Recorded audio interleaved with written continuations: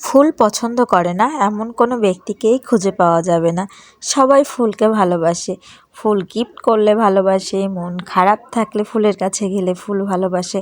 তার অল্টারনেটিভ তো আমি একদমইও নই। আমি অনেক ফুল ভালোবাসি। অনেক দিনের ইচ্ছে ছিল যশোর গদখালিতে যাওয়ার।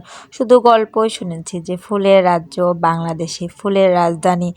তো যেই ভাবনা সেই কাজ, সেই ইচ্ছেটাও আমার পূরণ হয়ে গেল। ট্রেনে করেই আমরা গিয়েছিলাম, কারণ খুলনা থেকে ট্রেনে গেলেই সহজে যাওয়া যায়। আর যাওয়ার সাথেই ফুলের এই ক্রাউনটা কিনেই মাথায় দিয়ে হাঁটতে শুরু করলাম অ্যান্ড ভিডিও শুরু করে ফেললাম আর কি। ব্লগার বলে কথা, যেখানেই যাই ভিডিও তো করতেই হবে। দেখুন কত সুন্দর চারিদিকে, শুধু ফুল আর ফুল, যেদিকেই তাকাবো শুধু ফুল ছাড়া আর কিছুই দেখা যায় না।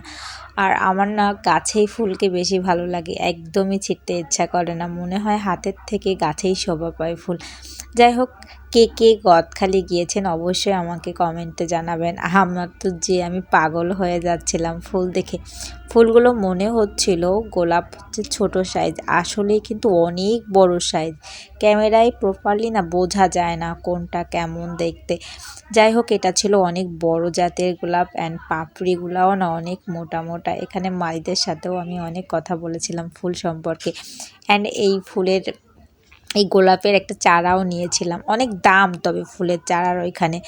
আমরা জারবেরার ভেতরে ঢুকে গিয়েছিলাম। জারবেরা না অনেকগুলো ফ্রিও দিয়েছিল আমাদেরকে। যাই হোক, আমি ঘুরে ঘুরে বিভিন্ন কালারের জারবেরা, মনে হচ্ছিল সবগুলো কালারের জারবেরা বাসায় এনে শাড়ি পরে দেন পিক তুলি। আপনারা তো সবাই জানেন শাড়ি পরতে আমার খুব পছন্দ, ফাঁক পেলেই আমি শাড়ি পরতে পছন্দ করি।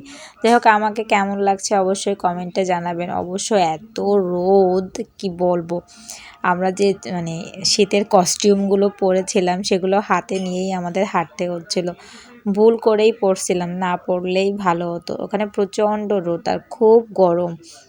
এই দেখুন, ঘুরে ঘুরে আমি জারবেরার প্রত্যেকটা কালার আপনাদের দেখানোর চেষ্টা করতেছিলাম। আর ওইখানে অনেকটা টাইম আপনি থাকতে পারবেন আর কি। তবে পানি পিপাসা লাগছিল, ক্ষুধা লাগছিল, যার জন্য অনেকক্ষণ আর থাকেনি। প্রত্যেকটা কালারই ছিল অ্যামেজিং, আমার তো বেশ ভালো লাগছিল।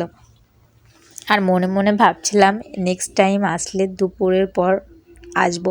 আসলে একদম ভোরে এসে পৌঁছায়, ওই সময় না সব কিছু এনজয় করা যায় না। একটু বিকাল টাইম হবে, হাঁটতেও ভালো লাগবে। দুপুর টাইমে হেঁটে ছবি তোলা, ভিডিওস করা এগুলো একদমই পসিবল না, যেটা আমার কাছে মনে হয়েছে আর কি। ওখানে আমি যেটা ফিল করেছি, দেখুন প্রত্যেকটা জারবেরা কত সুন্দর। আর এখানে ঢুকতে গেলে 20 টাকার টিকিট কাটতে হবে আর কি। অ্যান্ড আপনাকে অনেকগুলো জারবেরা ফ্রি দিবে। এখানে অনেক মানুষ ছিল, আস্তে আস্তে সব মানুষগুলা কমে যাচ্ছিল, বের হয়ে যাচ্ছিল। আর আমি একটু দূর থেকে সবগুলো ফুলের একসঙ্গে ভিডিও করতেছিলাম। এই ফুলগুলো যখন আমাদের খুলনাতে আসে তখন 4 গুণ দাম বেড়ে যায়, বাট ওইখানে যদি ফুল আনা যায় তাহলে কিন্তু খুব কম দামে অনেক ফুল আনা যায় আর কি। বিশেষ করে কোনো প্রোগ্রামে যে ফুলগুলা লাগে, যদি এখানে একসাথে অনেক ফুল আনা যায় তাহলে তো অনেক ভালোই হয়। এই ফুলগুলা যখন আমাদের খুলনাতে আসে তখন এর দাম অনেক অনেক অনেক বেড়ে যায়। একটা জারবেরার দামই কত, আর ওইখানে গেলে তো 10-5 টাকায় পেয়ে যাবেন। আমরা 10 টাকায় অতগুলা গোলাপ নিয়েছিলাম। এই যে সেই গোলাপগুলা 10 টাকা 15 টাকা, যার কাছ থেকে যেমন নিয়ে পারে আর কি। আবিদের হাতে ছিল। আমরা বিকাল টাইমে আবার ট্রেনের জন্য ওয়েট করছিলাম, মনে হচ্ছিল কখন বাসায় যাব, হাঁপ ছেড়ে বাঁচি। যাই হোক, দিনগুলো একদমই ভুলবো না, অনেক মজা করেছিলাম।